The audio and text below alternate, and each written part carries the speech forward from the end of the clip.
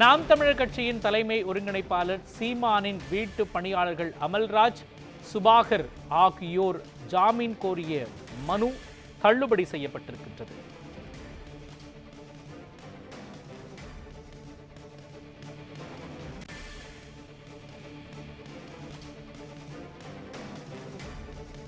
கடந்த சில நாட்களுக்கு முன்பு சீமானின் வீட்டில் சம்மன் ஒட்டச் சென்ற போலீசாருக்கும் அங்கிருந்த நபர்களுக்கும் இடையே வாக்குவாதம் ஏற்பட்டு கைகலப்பாக மாறிய சூழலில் மிகவும் பரபரப்பை ஏற்படுத்திய இந்த சம்பவம் தொடர்பாக ஜாமீன் கோரிய மனுக்களை தள்ளுபடி செய்து செங்கல்பட்டு மாவட்ட அமர்வு நீதிமன்றம் உத்தரவு பிறப்பித்திருக்கின்றது.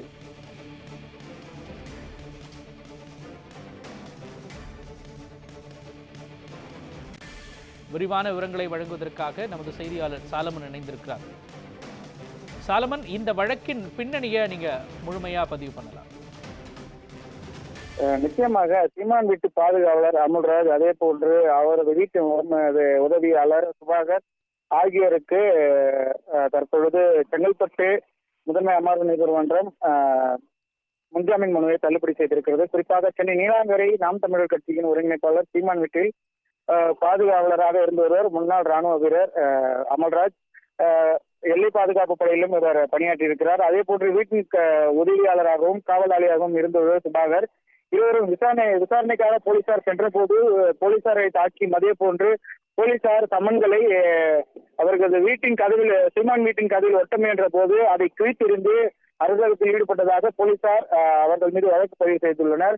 குறிப்பாக அமல்ராஜ் துப்பாக்கியை காட்டி போலீசாரை மிரட்டியதாகவும், அதே போன்று வீட்டின் உதவியாளர் சுபாகர் போலீசாரை தாக்கியதாகவும் போலீசார் தரப்பில் தற்பொழுது வழக்குகள் பதிவு செய்யப்பட்டு இருவரும் கைது செய்யப்பட்டு சிறையில் அடைக்கப்பட்டிருக்கின்றனர். இந்நிலையில் இருவருக்கும் ஜாமீன் கோரி கடந்த 28ஆம் தேதி செங்கல்பட்டு மாவட்ட அமர்வு நீதிமன்றத்தில் மனு தாக்கல் செய்யப்பட்டது. தற்பொழுது இந்த மனு மீதின் விசாரணையானது தற்போது இன்று வெளியாக இருக்கிறது. அந்த விசாரணையில் தற்போது அவர்களுக்கு ஜாமீன் மனுவை தள்ளுபடி செய்து நீதிபதி தற்போது உத்தரவிட்டுள்ளார். மேலும் அவர்கள் பல்வேறு வழக்குகள் இருப்பதாகவும், அதே போன்று போலீசாரை தாக்கியது, போலீசார்களை பணி செய்ய விடாமல் தடுத்தது, அதே போன்று துப்பாக்கி காட்டி மிரட்டியது, கொலை மிரட்டல் விடுத்த ஆகிய வழக்குகளின் கீழ் நீலாங்கரை போலீசார் அவர்கள் மீது வழக்கு பதிவு செய்துள்ளனர். மகன், விவரங்களை வழங்கியதற்கு நன்றி சாலமன்.